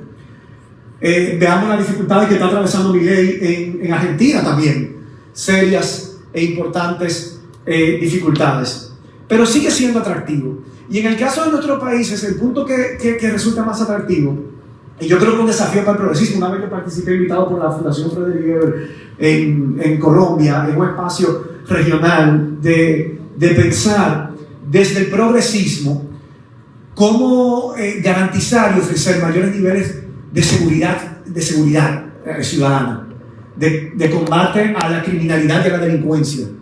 Porque yo pienso que ahí está y la identifico como una de las fortalezas que tienen ellos, y lo pienso pensando en el ejemplo de Bukele en El Salvador, y que Donald Trump está copiando ahora mismo en los Estados Unidos. O sea, mucha gente está dispuesta a ceder garantía de derechos civiles y políticos si eso significa, eso es lo que parecieran mostrarnos esos ejemplos, están dispuestos a ceder si eso significa seguridad contra la delincuencia, contra la criminalidad, contra las mafias. En países que han experimentado unos niveles de violencia que, gracias a Dios, en República Dominicana no hemos vivido los niveles de violencia que viven países como El Salvador. Y uno de los desafíos importantes que tenemos es ese, la inseguridad ciudadana, la violencia y la criminalidad. ¿Cómo le presentamos desde el progresismo una solución a esos temas? Nosotros creemos que está profundamente vinculado a reducir la brecha de desigualdad social. Hay suficientes estudios en el mundo que indican que las sociedades a mayores niveles de desigualdad social van acompañadas de mayores niveles de violencia. Eso está demostrado en muchos estudios que indican en esa dirección, y que, por el contrario, las sociedades más seguras, las sociedades donde se reportan menos niveles de criminalidad, son también sociedades que han logrado experimentar mayores niveles de bienestar social, de derechos básicos garantizados. Y yo quiero ahora, a partir de mi experiencia legislativa, compartir con ustedes algunos ejemplos de momentos en los que se puso demasiado en evidencia el hecho de que en República Dominicana no se cumple el mandato constitucional del artículo 77, párrafo 4, que dice que los legisladores, las y los senadores y diputados, no están ligados por mandato imperativo, sino que responden, y aquí estoy citando textualmente la Constitución de la República, responden al sagrado, o actúan bajo el sagrado deber de representación del pueblo que los eligió, ante el cual deben rendir cuentas. Eso dice la Constitución de la República. Pero ¿por qué esa apatía hacia la política de la que hablaba Max? Bueno, porque si uno sale a preguntar a la calle, a cualquier barrio, de cualquier ciudad o de cualquier municipio, yo dudo mucho que ese ciudadano que se entreviste responda afirmativamente, en el sentido de que el legislador de su provincia o de su comunidad representa sus intereses o defiende sus intereses. Lo dudo mucho. O sea, no hay el sentimiento de que ese diputado o ese senador, o a nivel municipal, en los consejos de regidores en la sala capitular, que ese regidor está allí para defender sus intereses como ciudadano, como dominicano, común, de a pie. No, la gente no siente eso. Y con razón.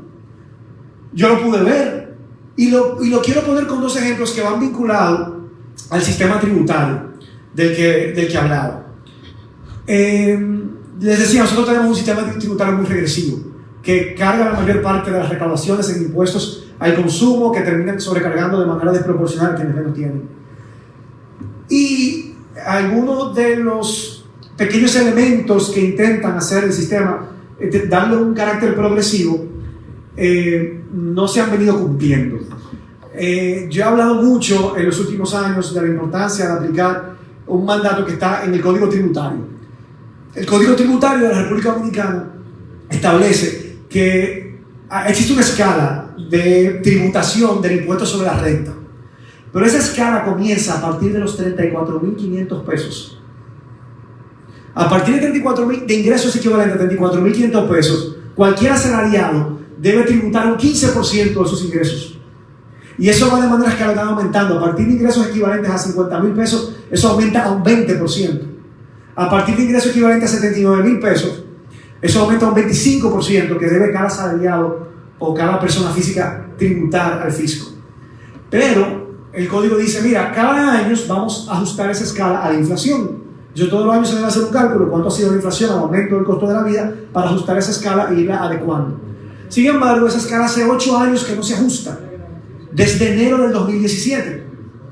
Y cuando esa escala se estableció en esos 34.500 pesos, la canasta básica familiar rondaba los 28.000 pesos según el Banco Central. Quiere decir que una persona que percibe ingresos solamente le alcanzan para cubrir la canasta básica, tenía esos ingresos exentos del pago del impuesto sobre la renta. Incluso le quedaba un pequeño excedente de 6.000 pesos antes de comenzar a pagar el impuesto sobre la renta. Han pasado 8 años, la canasta básica ya promedio ronda los 45.000, 46.000 pesos y el monto exento se ha quedado en los 34.000. Quiere decir que el gobierno se está abasteciendo de cobrarle impuestos a dominicanos que no ganan suficiente ni siquiera para cubrir una canasta básica familiar. Una persona hoy con un salario de 40.000 pesos no gana suficiente para cubrirse ya la canasta básica y tiene que pagar un 15% del excedente sobre los 34.000 del impuesto sobre la renta.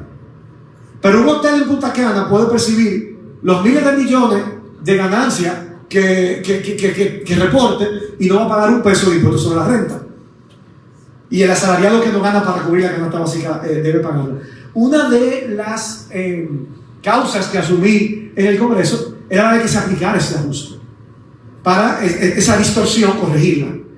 Y sometimos en 2 ocasiones enmienda a la Ley de Presupuesto General del Estado, que es donde se incluye un artículo. Ahora, el 1 de octubre, el gobierno tiene que mandar el presupuesto del Estado del 2026. Y en ese presupuesto, en los últimos 8 años, se ha ido incluyendo año tras año un artículo para que no se aplique ese ajuste por inflación. Y en 2 momentos se tuvo que someter en el Pleno, a solicitud mía, una moción de enmienda, la eliminación de ese artículo transitorio para que no se aplique el ajuste, de modo que si se elimina, el gobierno estaría obligado a aplicar el ajuste. Y fue rechazado los 2 años que lo sometimos, 2 diciembres, diciembre de 2022, diciembre de 2023, por mayoría de diputados. Y yo decía, pero es que si el pueblo allá afuera se entera de que esto acaba de pasar, se daría cuenta que ese legislador que eligió, que se supone que según la Constitución, el artículo 77, tiene el sagrado deber de representar al pueblo que le eligió, ante el cual debe rendir cuentas, no está representando su interés, porque le serviría para que tener un alivio ante el aumento del costo de la vida, de los impuestos que tiene que pagar. No, está en el servicio, en este caso, de los intereses del gobierno de turno. Pero mientras ese Congreso no aplique ese ajuste por inflación, por el otro lado, recibimos nosotros por separado un proyecto de ley en la Cámara de Diputados que venía aprobado por el Senado de la República con informe favorable de la Comisión de Asuntos Marítimos de la Cámara de Diputados para, oigan qué bonito, promover el turismo náutico de recreación. Y para promover el turismo náutico de recreación, una de las medidas que se toman era establecer que están exentos del pago de impuestos la importación de yates. Y eso lo aprueba el Senado. Y eso tiene informe favorable de la Cámara de Diputados. Entonces el mismo Congreso que no es capaz de aplicar el ajuste por inflación para que salarios que no dan para cubrir una canasta básica puedan alcanzar, es el mismo Congreso que aprueba exenciones para la importación de yates. ¿Al servicio de quién está ese Congreso? De las grandes mayorías. Al servicio del pueblo, como dice la democracia está llamada a gobernar, o al servicio de unas élites que no se dan cuenta que mantener este sistema puede terminar comiéndoselas, en la medida que puede terminar provocando un gran estallido que termina también afectando sus propios intereses. Entonces, esos son 2 ejemplos de muchos que podría citar de mi paso por el Congreso, donde yo pude ver cómo la democracia no ha sido capaz de cumplir con su promesa. Porque los representantes del pueblo no están al servicio del pueblo.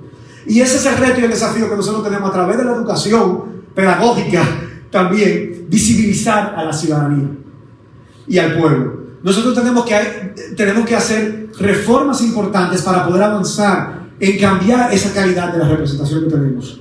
Y reformas que debemos impulsar de manera mancomunada los partidos políticos que abrazamos el progresismo, que abrazamos la lucha de justicia social, que abrazamos las izquierdas. No con estas etiquetas, como decía Elvin, la gente no vota por etiquetas ideológicas.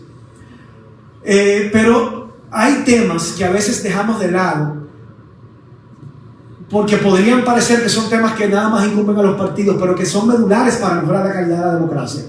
Y empezando por el tema del financiamiento de la política y de las reglas de juego electorales. Si queremos cambiar esa configuración del servicio de quién están nuestros representantes, tenemos que lograr transparentar, visibilizar y cambiar la forma en cómo se financia la política en nuestro país, porque va a servir a los intereses de quienes la financian. Aquí hay a veces unos discursos que ganan auge de satanizar, por ejemplo, el financiamiento público a los partidos políticos. Ajá. Y si no tenemos financiamiento público, ¿quién la va a financiar la política? El problema es que en República Dominicana tenemos lo peor de dos mundos. Tenemos un financiamiento privado sin ningún tipo de control o supervisión ni transparencia, y entonces también tenemos un financiamiento público muy mal distribuido, donde ahora se acaba de aprobar una sentencia en el Tribunal Superior Electoral que en 2 días la Junta Central Electoral aplicó, que le da el mismo tratamiento, para decir un ejemplo que me parece sumamente dañino y peligroso, le da el mismo tratamiento a un movimiento municipal de un municipio como Estebanía que a un partido político nacional como el Frente Amplio, llamado a hacer política en los 158 municipios del país, ahora van a ser 160, y las 31 provincias. Entonces, es un modelo, o sea, tenemos que aquí hablar sobre la reforma necesaria para democratizar la participación electoral. Y en ese sentido nosotros proponemos bajar esos topes altísimos de gastos de campaña. Pero también el tema de establecer sanciones, fiscalizar esos fondos y establecer sanciones a quienes los violen. Sanciones drásticas que pueden incluir incluso hasta la inhabilitación de candidaturas. Eso es importantísimo.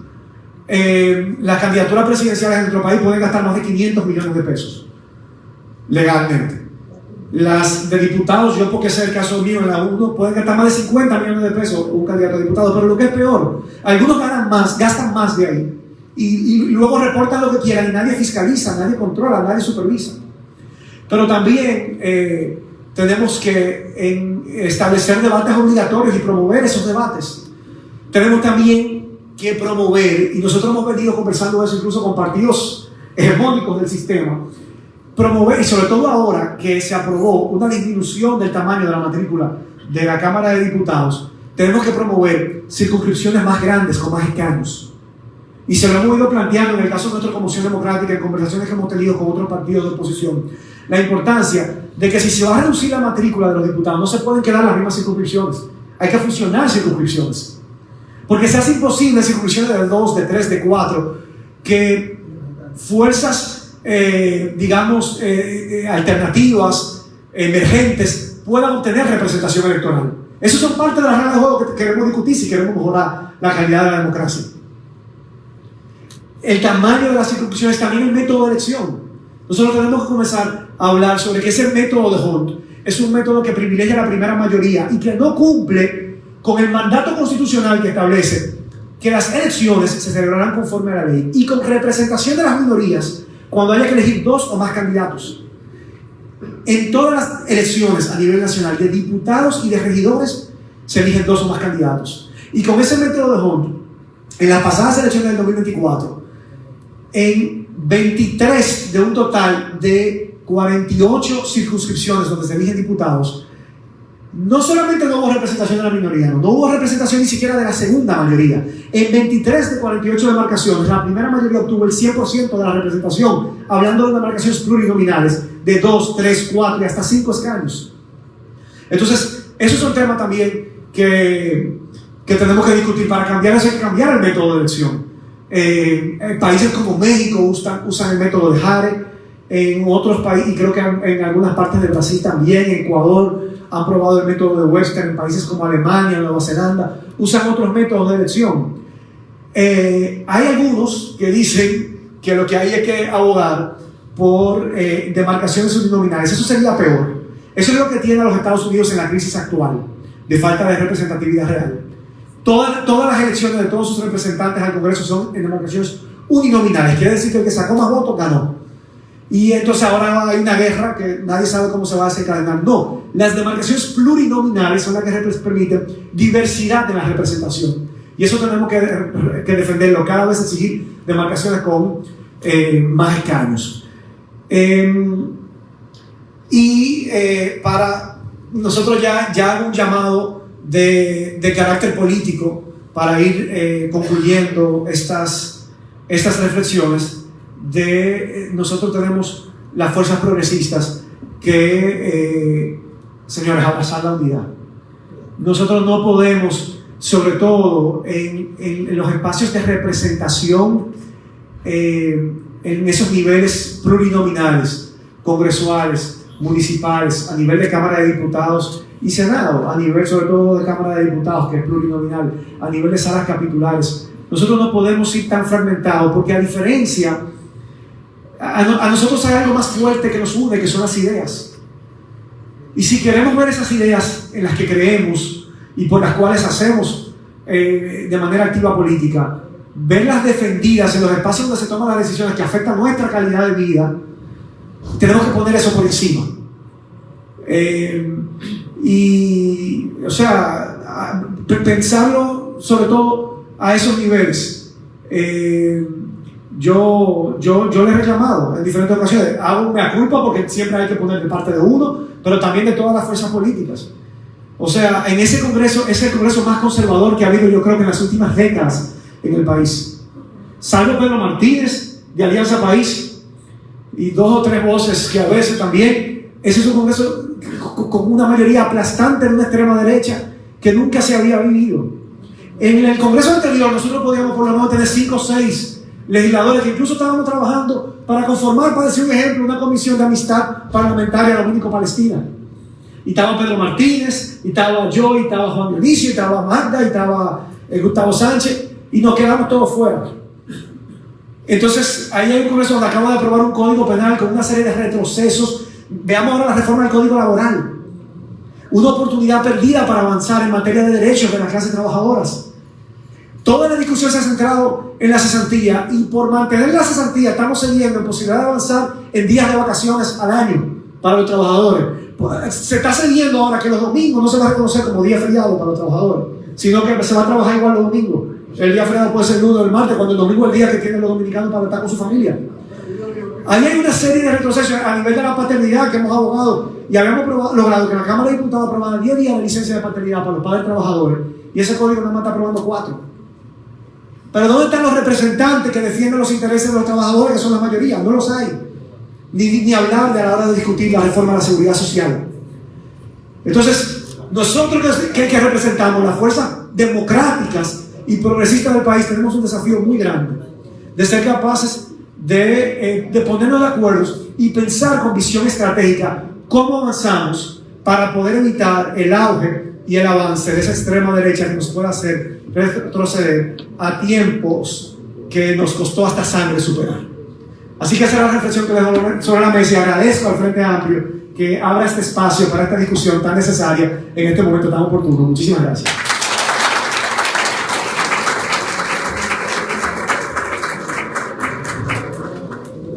Excelente, muchísimas gracias a José Horacio por compartirnos sus miradas, sus reflexiones en torno a lo que consideran principales desafíos de la democracia, de lo que se ha llamado democracia en la República Dominicana. Este es el momento para, si hay alguna pregunta puntual para, a partir de las reflexiones de José Horacio. Después de esto vamos a despedir a Masqui, que tiene que salir y le agradecemos, antes de que se vaya, decirle que nos acompañó desde el día de ayer en la apertura y hoy ha estado con nosotros, pero ha fallecido alguien, un pariente de un sobrino de él, y tiene que retirarse después que se formule la pregunta, si hay pregunta en esta oportunidad. ¿Quiénes tienen ¿Alguna inquietud, alguna pregunta a José Horacio? Fidelia, Amparo. No es pregunta, no es pregunta, es un comentario. Primero la pregunta. Fidelia. Fidelia, del Frente Amplio. Con relación a la reducción de la matrícula del Senado, de la Cámara. La Cámara de Diputados. Todos ellos. Sería importante, sería mejor para el país, por ejemplo, que nosotros trabajáramos por la reducción de la matrícula o por la reducción de los privilegios que tienen y el aumento de la matrícula y la reducción de los privilegios. ¿Qué sería mejor para nosotros comenzar una lucha en las calles o hablar de eso? Bueno, 100% yo pienso que el tema de los privilegios debe tocarse primero, sobre todo cuando hay un vacío de necesidades reales que tienen los legisladores y se ve luego que hay un derroche de dinero para otras cosas que no son necesidades reales. Por ejemplo, algo que me hizo falta y que cuando yo pude compartir con legisladores de otros países en actividades y eventos internacionales en los que participé, yo veía, por ejemplo, legisladores de Perú, de Chile, de otros países de Centroamérica, que contaban con un cuerpo de asesores necesario para discutir temas importantes, con lo cual nosotros aquí no contamos. Eso, por ejemplo, si yo formo parte de la Comisión de Hacienda que discute el presupuesto nacional, pues yo debería como legislador poder contar con un asesor experto en materia económica que me asista en ese trabajo, o yo que fui parte de la Comisión de Medio Ambiente, teníamos que discutir la ley de agua.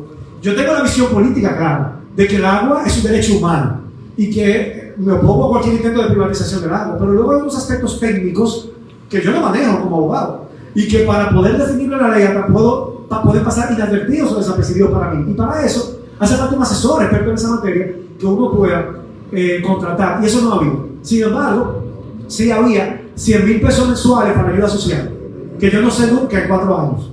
Yo digo que yo pido de los diputados que más barato le habrá salido al país, porque en 4 años ni los 100,000 pesos mensuales para ayudas sociales, pero en Navidad le entregaban en efectivo a cada diputado 700,000 pesos para fiestas navideñas. Multiplica eso por 4 navidades, 7 por 4, 28, 2.800.000 pesos en 4 años, más los 100,000 pesos mensuales, anuales son 1.200.000, hay 4 millones, en fin, que son como 6 o 7 millones de pesos que los diputados que no aceptamos eso le ahorramos. Pero ahí tenemos recursos que harían falta para poder hacer un buen servicio a quien quiera hacer un buen servicio. Lo que pasa es que, además, más importante que incluso los privilegios, o más importante que la cantidad, es la calidad de representante que tenemos. Y ahí el factor clientelismo, del cual no abundé porque más hablo mucho de ello, pero el factor clientelismo es fundamental. O sea, cuando la mayoría de esos legisladores llegan ahí por redes clientelares, prefieren usar esos recursos en vez de para hacer un buen trabajo legislativo, para poder nombrar a compañeros que son parte de su equipo político que le aseguran ganar las elecciones. Entonces, el problema es complejo. Hace falta también mejor educación ciudadana para que la ciudadanía exija más de sus representantes. Por eso yo digo mucho que la buena política tiene también una labor pedagógica, de poder ser capaces de explicar todo esto, porque cuando uno lo explica la gente lo entiende. Y sustituir esa relación clientelar al que le toca ser candidato por vínculos afectivos que implican estar presente en las comunidades, pero no de una manera transaccional, sino, como digo, de construir relaciones afectivas, sobre todo a quienes tienen, digamos, el interés de asumir candidaturas para llegar a ocupar roles de representación. Gracias. Amparo Custodio. Quiero saludar este evento que entiendo que nos llena a nosotros de mucha esperanza, porque el debatir este tipo de temas nos da luz para nosotros, herramientas para nosotros estar más convencidos de que lo que estamos haciendo está correcto. Pero quiero decirte que tu presencia en el Congreso, en esa Cámara, le hemos extrañado mucho. Y hemos creído que ha sido una barbaridad, porque ahí hay temas demasiado sensibles y que no escuchamos. Cuando yo vi que las mujeres fueron las primeras que votaron contra los 3 causales, mira, increíble, increíble. Entonces, lo que quiero corroborar es que en la parte municipal, la cual estoy viviendo en carne propia, ahí nos damos cuenta cómo cada vez que yo salgo por cada sector de la comunidad, cada vez que me reúno con los dirigentes comunitarios, uno llega lleno de preocupación y porque uno no es un sinvergüenza, como yo le digo a ellos, yo le voy a hablar la verdad. Uno llena, porque viendo los presupuestos, que desde ahí esa es la señal que ha dado la democracia para importantizar cada cosa. Entonces entendemos que ahora estar dando el Producto Interno Bruto a los ayuntamientos un 2.3, cuando por ley está reglamentado con 10%, con un 2.3, cuando en cada día, hasta una persona que muere, tú tienes que ir en su auxilio para poder enterrarlo de manera digna. O sea, desde eso, sin nosotros generar un ambiente de corrupción, eso te dice a ti por dónde va nuestro país. Porque entendemos que si no hay gobierno local fuerte, si no se resuelven los problemas en el día a día, en el barrio, en el sector, en la comarca, donde nosotros tenemos que ir a hacer la política, donde la gente entiende que es mejor a ellos llevarle una ayudita y no que le resuelvan un fango que hay en el medio del sector. Entonces eso nos dice a nosotros que tenemos, y el compañero lo dijo así, que cambiar, tenemos que cambiar y entender, ponernos en esta dinámica para nosotros hacer política de otra manera, que no es corroborando con ellos, sino quizás haciendo mayor esfuerzo para que ellos entiendan su realidad. Entonces, creo que nosotros como partidos, primero tenemos que predicar con el ejemplo, pero también entender que este mundo ha cambiado y que este mundo lo han llevado a donde ellos quieren que estemos. Esa ultraderecha, yo veo cómo, pero gente que uno se queda así pasmado, hablándote de los haitianos, hablándote de temas que saben que es mentira, que están hablando mentira. Entonces, en ese tenor, yo creo que este espacio es muy importante que lo sigamos llevando, no solamente a este nivel, sino también a nivel de la gente, que hay mucha gente buena, mucha gente que entiende en los diferentes municipios y sectores de nuestro país. Así que hacia adelante, y felicito el Frente Amplio porque entiendo que esto es muy oportuno, muy a tiempo, y que sigamos desarrollando estas ideas. Gracias a la compañera Amparo de la Vega. Vamos entonces a permitirle a Max, que ya les he explicado por qué se retira en este momento, reiterándole las gracias por su compañía y por las reflexiones que aportó en esta noche. La herencia que nos deje Bueno, tenemos la colaboración de Aquiles Castro, que está haciendo una labor de relatoría, que es brillante en esa materia también. Es antropólogo, es investigador, es profesor universitario, y no le gusta que digan nada de él, pero yo lo digo como quiera. En este momento, entonces, vamos a tener la participación de María Fernanda. María Fernanda, que es una joven. Sí, no, yo estoy segura de eso. Muy joven. Yo estoy muy segura de eso. Lo que pasa es que ella ha rendido tanto, ella trabaja tanto, ella ha aportado tanto, que ni ella piensa que es tan joven como es. Pero ella es muy joven, muy inteligente, muy trabajadora, una activista social, defensora de los derechos de todos y de todas, de primera línea. Y lo hace desde la investigación, desde la academia, desde el trabajo cotidiano, de muchísimas formas. Entonces, es muy importante contar con su mirada. Por eso les agradecemos que aunque estaba en el interior, en la docencia ayer, ella me explicó por qué no vendría anoche, por eso. Pero hoy está aquí con nosotros. Entonces este es el momento de María Fernanda. Un aplauso para ella.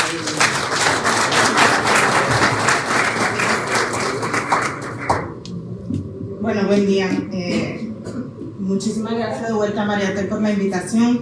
Yo hubiese querido estar antes, pero lamentablemente yo ya tenía clases en el interior y se me complicó ajustar la movilidad. Bueno, hay cosas que yo no voy a repetir porque coincido con lo que ha planteado Max y con lo que ha dicho José Horacio. Nosotros vivimos una época difícil, estamos en un cambio de época, hay una desafección por la democracia. Y yo creo que esa desafección por la democracia pone en peligro el ejercicio democrático.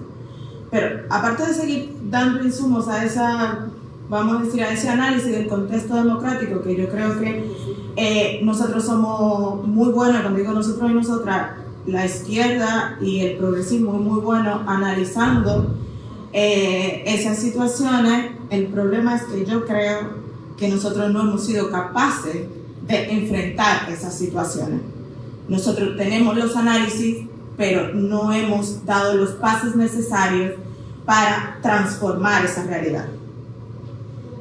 ¿Y por qué digo eso? Porque nosotros en 40 años de ejercicio democrático, vamos a decir, lamentablemente no hemos logrado que el electorado dominicano, que el pueblo dominicano conozca qué proponemos ni cómo queremos transformar esto.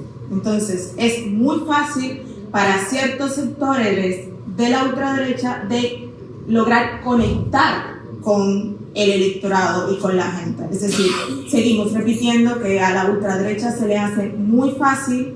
Él decía, bueno, es que la ultraderecha aquí no es un partido, pero los vinchos logran, pues todo el mundo sabe